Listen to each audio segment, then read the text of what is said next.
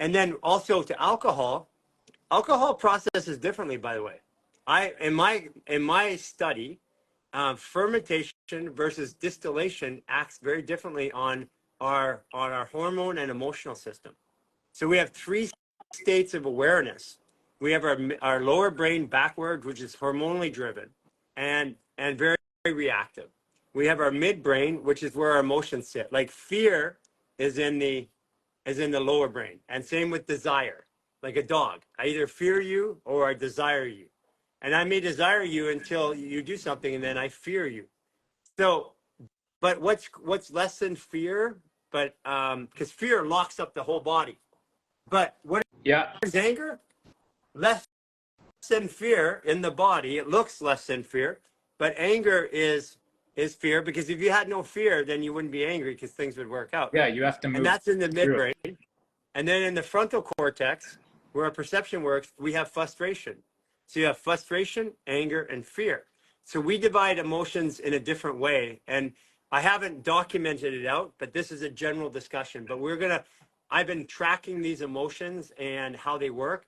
And this is going to be part of a learning matrix that we're doing to help people get out of the old school. Because they think it's fear and love at the root. And I'm like, no, love is a decision. Love is like you said, people have love, but they have all this guilt and shame and all that wrapped around it. So love is actually a decision.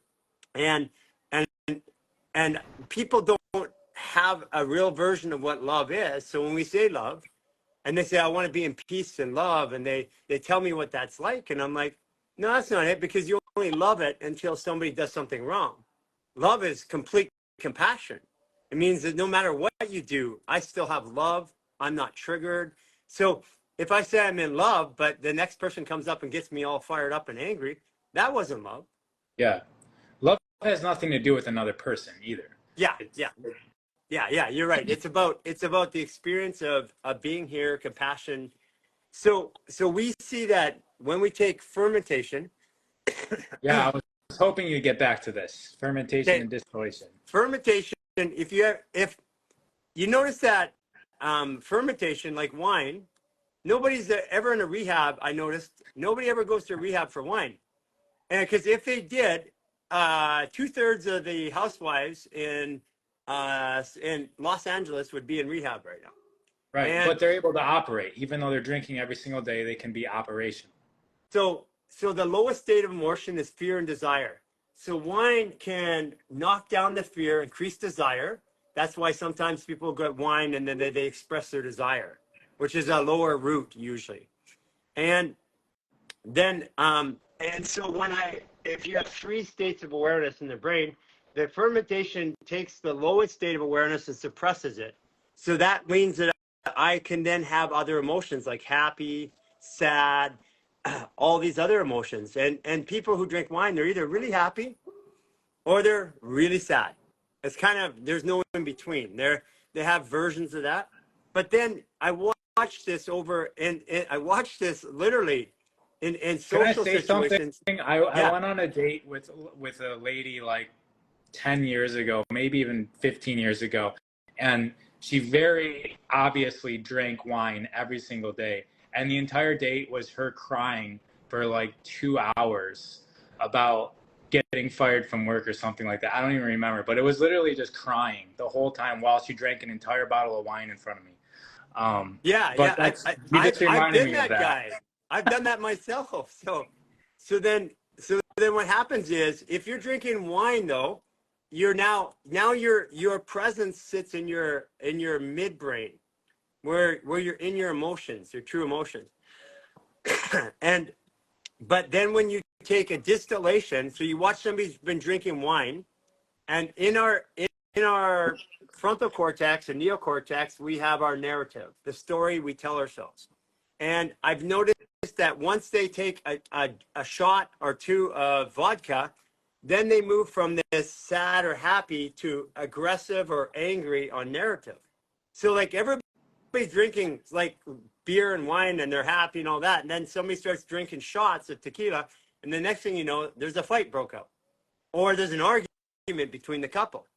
They weren't arguing at the wine state. They were certainly arguing at the, and that's because the percentage of alcohol in what I've observed, it occupies the liver in methylation, and the liver is your anger.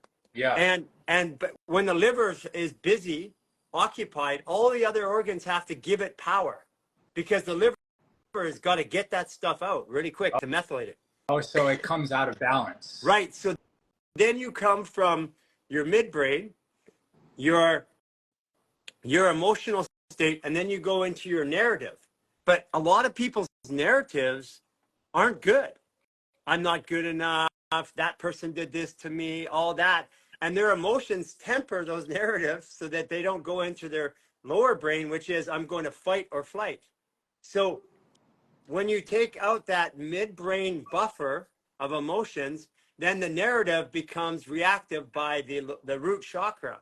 And this is what I've observed. And I started my career and did a very, very big study on working with, and it was in Beverly Hills. It was with the top, like 180 Center was like Disney's and Rockefellers and all of them were the clients, right? So I got a really good sample, and I also got to watch these people over the years that you wouldn't normally, because I see them in media and stuff like that too. And so this is how I built this idea and understanding, and then I lived it in my own body, and I go, aha, okay, that works. Then we set up an experiment, and we noticed that we give people wine in a social setting, and everything is kind of floating. Then we drop in a couple shots of alcohol, and without fail, somebody gets aggressive, some couple starts fighting, some guy gets really egotistical because they're in their narrative now. I'm better than you. This is all shit. That's their narrative. Yeah. And then it feels good to let it all out. It's like you're empowering an emotion, and then you get to express it. And there's nothing stopping you from doing that besides the police or a bouncer or getting shot by somebody else. And that's what happens. That's what everybody's going out to do, is to express this stuff. And a lot of times it can feel relieving if we're not naturally expressing anger or guilt or shame on a day-to-day basis. And so some people are going and getting drunk, and it can be, it's like the motivation is healthy, but the way that they're coming to that state of being isn't so healthy.